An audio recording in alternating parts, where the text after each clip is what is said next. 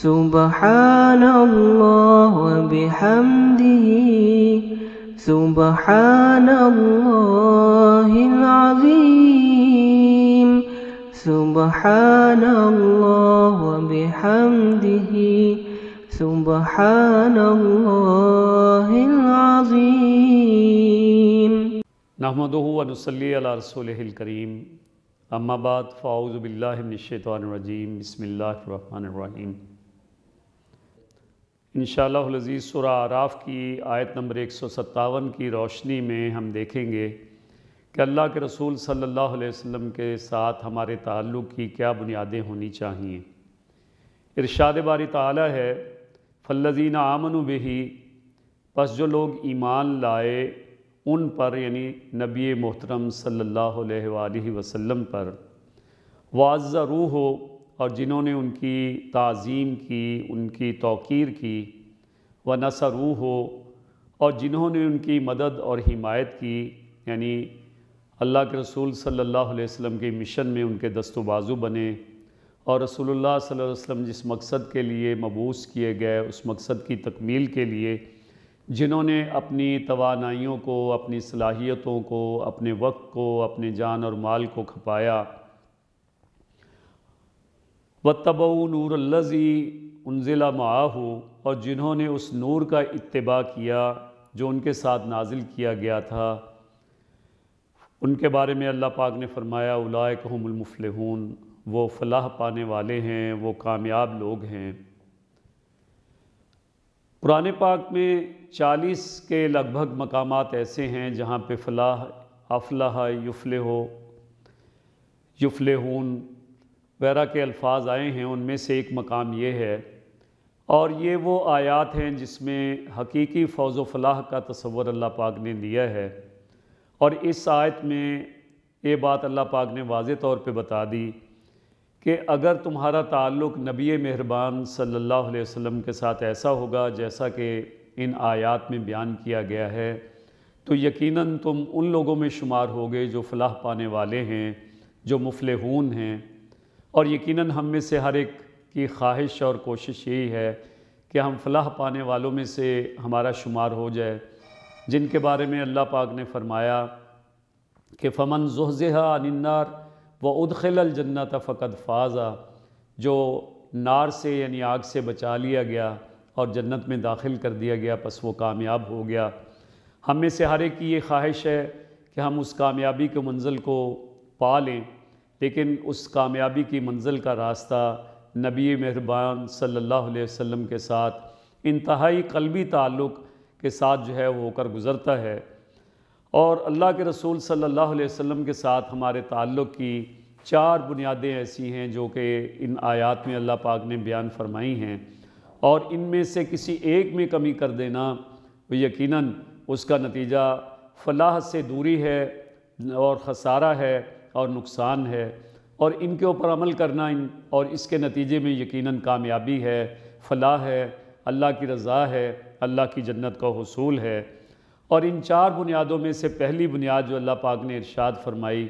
وہ اللہ کے رسول صلی اللہ علیہ وسلم کے اوپر ایمان لانا ہے، اور ایمان کیسا؟ ویسا ایمان جس کے بارے میں فرمایا کہ اقرار باللسان و تصدیق بالقلب، کہ زبان سے بھی اس کا اقرار کیا جائے، ہمارا دل بھی اس کی بات کی گواہی دے کہ ہم اللہ کے رسول صلی اللہ علیہ وسلم کو اللہ کا رسول مانتے ہیں اور اللہ کا نبی اور پیغمبر مانتے ہیں، اور اللہ کے رسول صلی اللہ علیہ وسلم کے ساتھ تعلق کی وہ تمام بنیادیں اور وہ تمام بشارتیں جو قرآن پاک نے دی ہیں وہ ان کے اوپر ہمارا ایمان بھی ہے اور پوری طرح سے ہم اس کو مانتے ہیں۔ جیسا کہ قرآن پاک نے فرمایا اللہ کے رسول صلی اللہ علیہ وسلم کے حوالے سے قُلْ اطیعوا اللہ واطیعوا الرسول، کہ اطاعت کرو اللہ کی، اطاعت کرو اللہ کے رسول صلی اللہ علیہ وسلم کی، سورہ آل عمران کی آیت نمبر 32۔ تو گویا یہ ایمان صرف ایسا ایمان نہیں ہے کہ جس میں ہم نے کہا کہ ہم ایمان لائے اور بات ختم ہو گئی، بلکہ جیسا کہ عرض کیا گیا ہے کہ اقرار باللسان و تصدیق بالقلب، کہ زبان سے اقرار ہو، دل اس کی گواہی دے، اور ہمارا عمل جو ہے اس بات کو واضح کرے کہ ہم اللہ کے رسول صلی اللہ علیہ وسلم کے اوپر ایمان لائے ہیں۔ اس لیے کہ خالی خلی نعرے اور عشق اور محبت کے دعوے یہ کافی نہیں ہیں، اور اس کے لیے ضرورت اس چیز کی ہے کہ اللہ کی اطاعت کی جائے، اللہ کے رسول صلی اللہ علیہ وسلم کی اطاعت کی جائے۔ یہی اللہ پاک کا حکم ہے۔ اس لیے کہ جتنے بھی پیغمبر اللہ پاک نے دنیا میں مبعوث فرمائے ہیں، ان سب کے دنیا میں آنے کا جو مطلب ہے اور ان کے ساتھ ہمارے تعلق کی بنیاد ہے، قرآن پاک میں سورہ نساء میں اس کو واضح کیا گیا ہے، آیت نمبر 64 کے اندر، کہ جس میں فرمایا گیا وَمَا أَرْسَلْنَا مِن رَسُولٍ إِلَّا لِيُطَاعَ بِإِذْنِ اللَّهِ، ہم نے کوئی رسول نہیں بھیجا، ہم نے رسولوں کو نہیں بھیجا، کسی بھی رسول کو إِلَّا لِيُطَاعَ بِإِذْنِ اللَّهِ، مگر یہ کہ اللہ کے حکم سے ان کا اتباع کیا جائے۔ تو گویا جتنے بھی انبیاء دنیا میں تشریف لائے، ان کے ساتھ ان کے امتیوں کا یہ تعلق کہ ان کا اتباع کریں، یہ لازم و ملزوم ہے۔ اور اللہ کے رسول صلی اللہ علیہ وسلم کے ساتھ ایمان لانے کا مطلب یہ بھی ہے کہ ہم اس بات کو مان لیں کہ اللہ پاک کی طرف سے آپ کو مبعوث کیا گیا ہے، اور جس کے بارے میں فرمایا قرآن پاک میں وَمَا أَرْسَلْنَاكَ إِلَّا كَافَّةً لِلنَّاسِ بَشِيرًا وَنَذِيرًا، کہ تمام انسانوں کی طرف رسول اللہ صلی اللہ علیہ وسلم کو بشیر اور نذیر بنا کر جو ہے وہ بھیجا گیا ہے۔ اور اللہ کے رسول صلی اللہ علیہ وسلم کے بارے میں ہمارا یہ ایمان کہ اللہ کے رسول اپنی مرضی سے کچھ نہیں کہتے، اللہ کے رسول صلی اللہ علیہ وسلم جو کچھ فرماتے، جو حکم انہوں نے دیا وہ اللہ کے حکم سے دیا، اس لیے کہ اللہ پاک کا یہ ارشاد مبارک ہے وَمَا يَنطِقُ عَنِ الْهَوَىٰ إِنْ هُوَ إِلَّا وَحْيٌ يُوحَىٰ، کہ اللہ کے رسول صلی اللہ علیہ وسلم اپنی زبان سے کچھ نہیں کہتے، بلکہ وہی کہتے ہیں جو اللہ پاک کی طرف سے آپ کے اوپر نازل کیا جاتا ہے۔ اور اللہ کے رسول صلی اللہ علیہ وسلم کے ساتھ ہمارا تعلق ایسا کہ جس کے بارے میں قرآن پاک نے کہا کہ ان کی عزت اور توقیر جو ہے تمہارے اوپر لازم ہے، اور ایسی عزت اور ایسی توقیر کہ جس کے بارے میں فرمایا فَلَا وَرَبِّكَ لَا يُؤْمِنُونَ حَتَّى يُحَكِّمُوكَ فِي مَا شَجَرَ بَيْنَهُمْ ثُمَّ لَا يَجِدُوا فِي أَنفُسِهِمْ حَرَجًا مِمَّا قَضَيْتَ وَيُسَلِّمُوا تَسْلِيمًا، سورہ النساء کی 65 نمبر آیت، جس کے اندر اللہ پاک نے ارشاد فرمایا کہ تیرے رب کی قسم وہ ایمان لانے والے نہیں ہوں گے جب تک آپ کو یعنی حضرت محمد مصطفیٰ صلی اللہ علیہ وسلم کو اپنے درمیان جو ہے وہ حکم تسلیم نہ کر لیں، اور یہ کہ اس کے بعد جب آپ کوئی فیصلہ کر دیں تو اس کے بعد اپنے دل میں کوئی سختی جو ہے محسوس نہ کریں، کوئی حرج محسوس نہ کریں، جو فیصلہ آپ نے دے دیا وہ یسلموا تسلیما، اور اس کے اوپر سر تسلیم خم کر لیں۔ جب تک یہ تعلق اللہ کے رسول صلی اللہ علیہ وسلم کے ساتھ ہمارا نہ ہو کہ آپ کے ہر فیصلے کو، اور یہ وہ فیصلے نہیں ہیں جو آپ نے زندگی میں کیے، بلکہ آپ نے قیامت تک کے لیے جو ہمیں ہدایات دی ہیں، وہ تمام فیصلے، وہ تمام ہدایات، وہ تمام رہنمائی جو اللہ کے رسول صلی اللہ علیہ وسلم نے ہمارے تک پہنچائی، وہ قیامت تک کے لیے ہمارے لیے مشعل راہ بھی ہے۔ اس کے اوپر عمل کرنا میری اور آپ کی اور ہر مسلمان کی ذمہ داری ہے، اور یہ کہ جو فیصلہ جہاں پہ اللہ اور اللہ کے رسول کا فیصلہ آ جائے وہاں پہ سر تسلیم خم کر دینا، یہی ایمان ہے۔ اور اسی ایمان کا تقاضا یہ ہے کہ اللہ کے رسول صلی اللہ علیہ وسلم کے ساتھ خالی خلی محبت کے دعوے نہیں، بلکہ اللہ کے رسول صلی اللہ علیہ وسلم کی اتباع کو ہم اپنی زندگی کے اندر جو ہے وہ شامل کریں اور اس کو اختیار کریں۔ اللہ کے رسول صلی اللہ علیہ وسلم کا یہ فرمان یہ بھی ہمارے پیش نظر رہنا چاہیے کہ لا یؤمن احدکم حتی اکون احب الیہ من والدہ وولدہ، کہ کوئی مومن نہیں ہو سکتا، تمہارا ایمان جو ہے وہ تکمیل کو نہیں پہنچ سکتا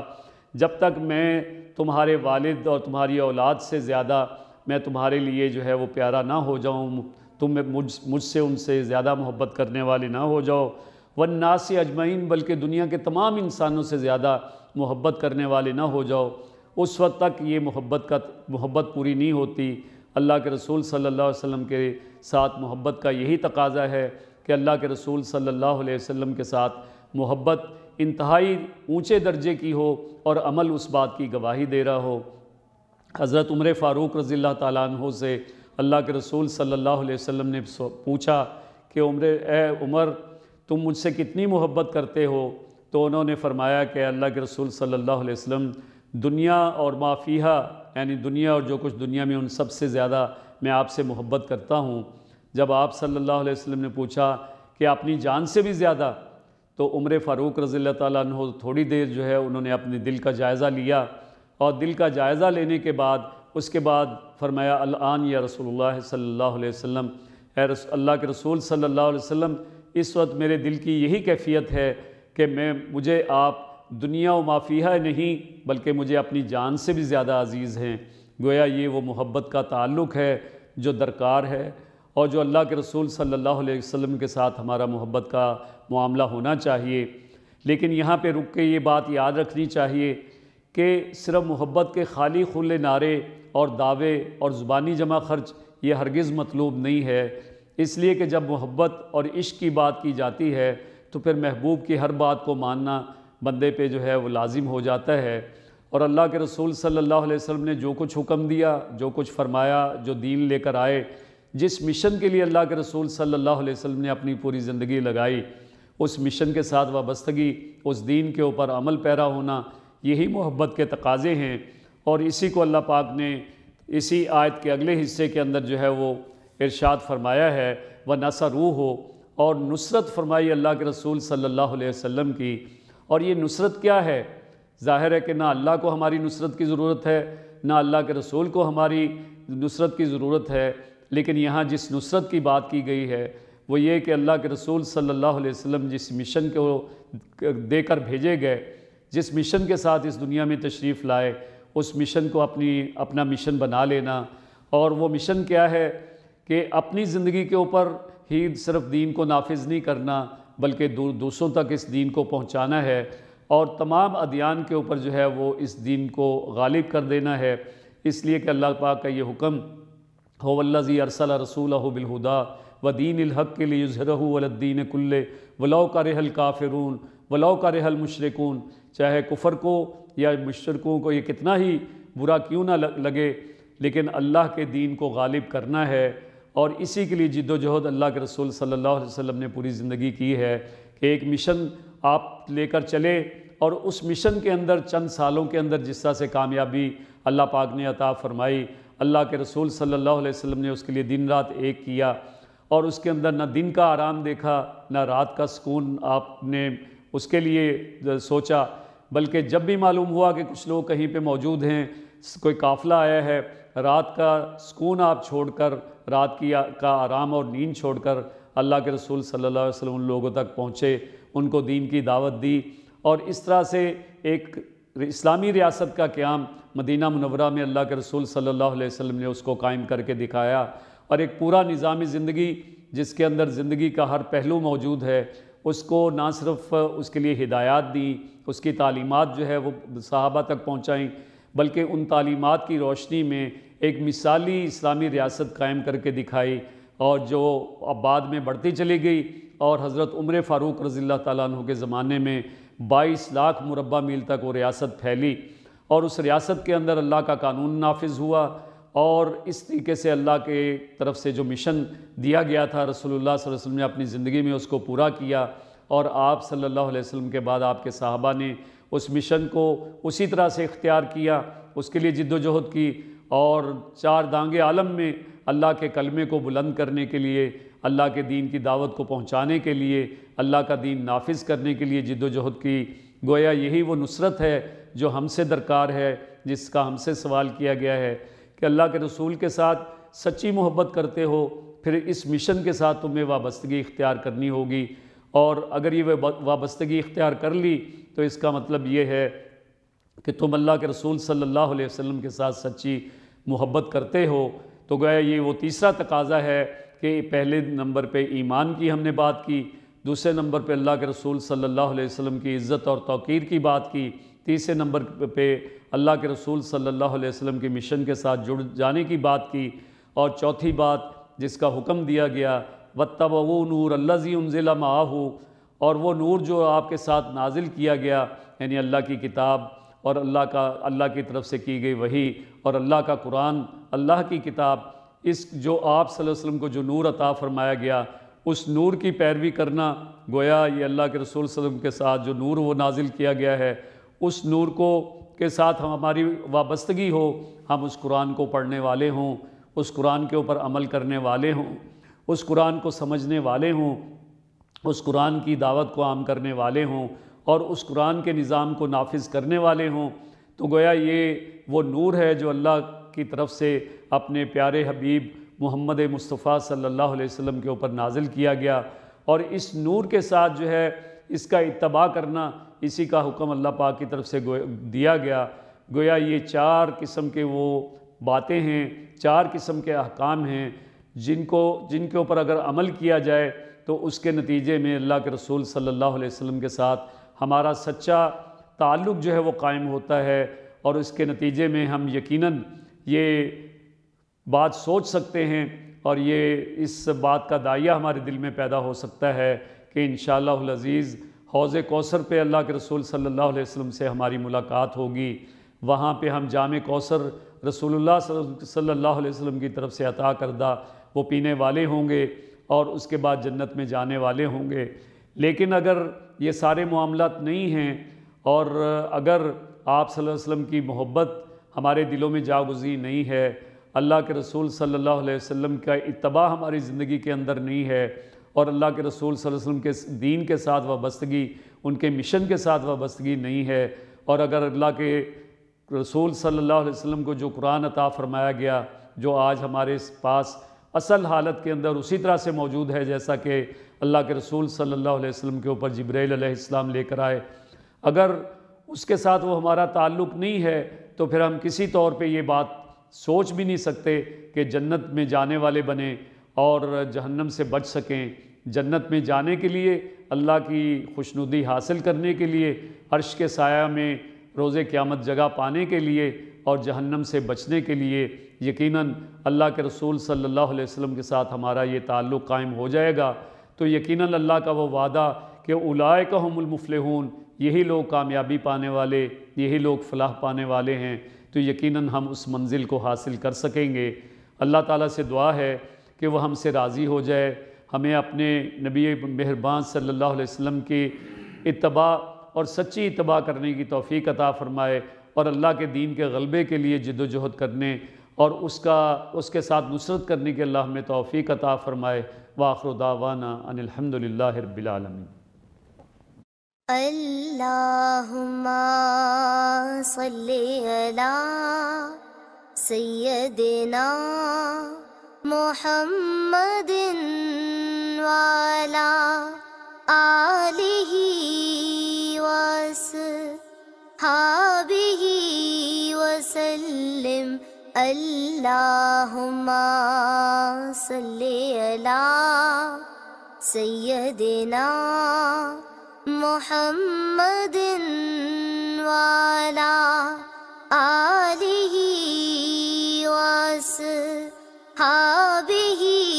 وسلم۔